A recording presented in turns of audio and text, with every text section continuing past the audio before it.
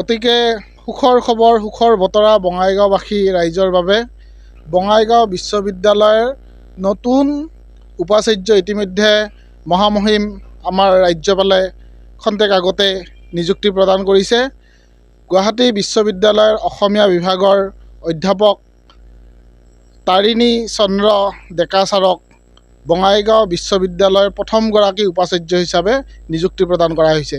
এই চেগতে এই ইউনিভাৰ্চিটি হোৱা আন্দোলনটোত সহযোগ কৰা শ্ৰদ্ধাৰ বঙাইগাঁৱৰ সাংবাদিক সমাজ, সেই সময়ৰ বিধায়ক, সেই সময়ৰ মন্ত্ৰী, অসম চৰকাৰ, বঙাইগাঁৱৰ সদাশয় ৰাইজ, এই আন্দোলনত আমাক উৎসাহ প্ৰদান কৰা বঙাইগাঁও মহাবিদ্যালয়ৰ ছাত্ৰ একতা সভা, শিক্ষাগুৰুসকল আৰু প্ৰতিটো স্তৰৰ বঙাইগাঁৱৰ যুৱ, মহিলা, শিক্ষাৰ্থী আটাইকে শ্ৰদ্ধা নিবেদন কৰিছোঁ আৰু বঙাইগাঁৱত এটা সোণালী যুগৰ আৰম্ভণি হ'ল।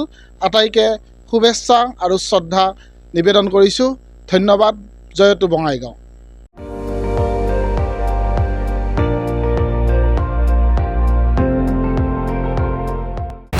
আপুনি চাই আছে ND24, সৰ্বশ্ৰেষ্ঠ নহয়, সৰ্বোত্তমৰ দৌৰ।